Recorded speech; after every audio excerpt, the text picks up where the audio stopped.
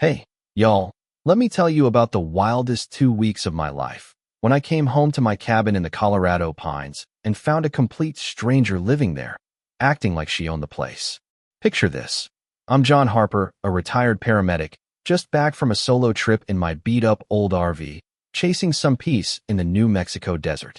I'd been out there, sipping coffee under the stars, trying to feel close to my late wife, Sarah, who always loved the quiet of wide-open spaces.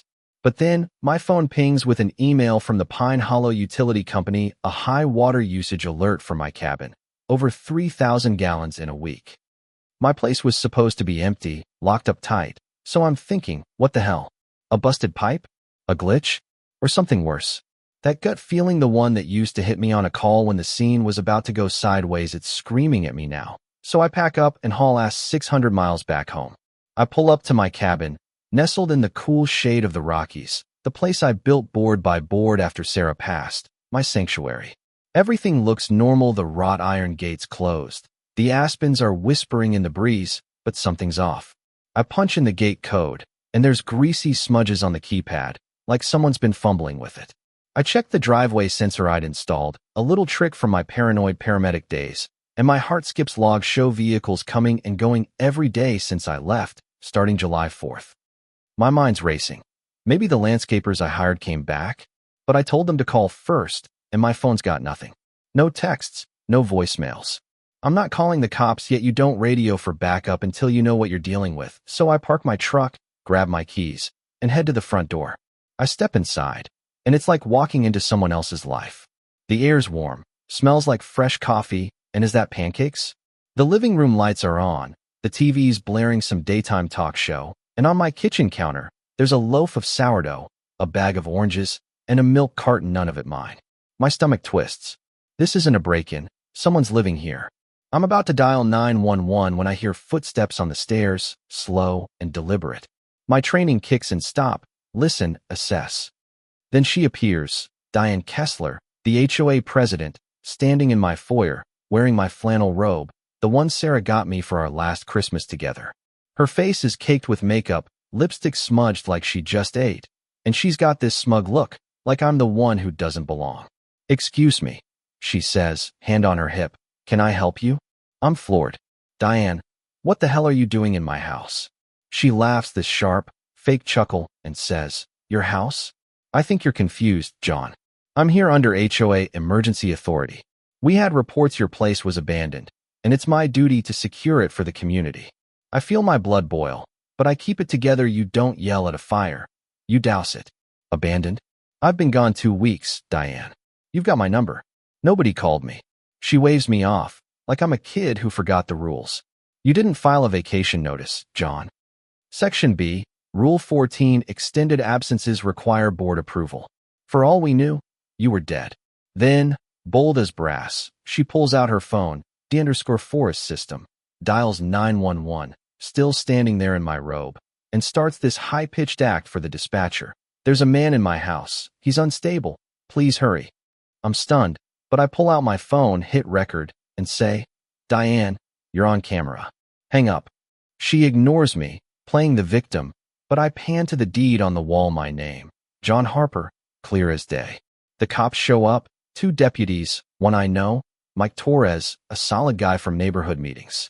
Diane runs to them, clutching my robe, crying about how I'm trespassing. She hands Mike a fancy-looking document, emergency occupancy order, full of HOA letterhead and legal nonsense, signed by her. It's fake, but it's enough to make Mike hesitate. Paperwork's a cop's kryptonite. I show him my deed, my ID, the video, but he's stuck. "This is a civil matter, John. Take it to court." Diane smirks like she's won.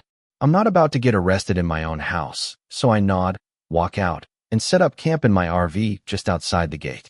I'm not giving up on building a case. I pull utility records. Water and electric spiked on July 4th, like someone's been showering and cooking.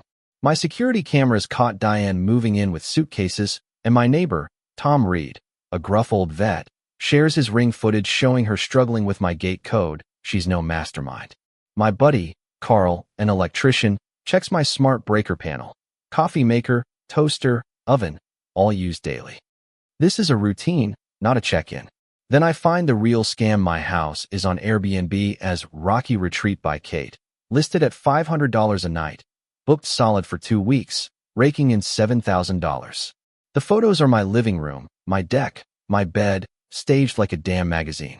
Reviews gush about Kate's hospitality. I'm livid. This isn't about HOA rules, it's straight up fraud. I print everything, add it to my binder, and head to Mike's desk. He's impressed, but says it's state level now. Wire fraud, grand theft. It'll take weeks. Meanwhile, Diane changes my locks, shiny new brass ones, locking me out. I call a locksmith, Eddie, who doesn't blink at my story. HOA crap happens too much, he grumbles, checking my deed. As he works, Diane pulls up, screaming into her phone about a break-in. Eddie shuts her down. This man's got a deed. You've got a club paper. Step back, you're in my light. He pops the lock, and I'm in. Inside, it's a nightmare. Her clothes in my closet, makeup everywhere, HOA binders on my desk next to Sarah's picture. I record it all, every detail of her invasion. Then Diane storms in with 2 HOA goons, the Carter brothers, in fake security uniforms. Remove him, she barks. They try, but Eddie steps in. Touch him, it's assault. Leave, or it's trespassing. They freeze when Mike arrives, who orders them out. This is John's home. Diane's still muttering about bylaws, but Mike's done. It's criminal now. The community starts turning. Tom admits Diane tricked him into signing a blank proxy vote months ago, claiming it was for wildfire safety. Linda, a sweet widow, shows me emails where Diane tried to bribe her with waived dues and threatened fines over her oak tree. I organize it all: utility spikes, videos, Airbnb screenshots, affidavits into a binder, a bulletproof timeline of Diane's scheme. But then, a gut punch, a restraining order from Diane, claiming I'm stalking her, listing my address as hers. I'm barred from my own home, sleeping in my truck, the mountain cold seeping into my bones. I write it down, every injustice fueling my fire. Court day comes. I'm in my old suit, binder in hand. Diane's lawyer spins her as a saint protecting the neighborhood from me, the unhinged guy.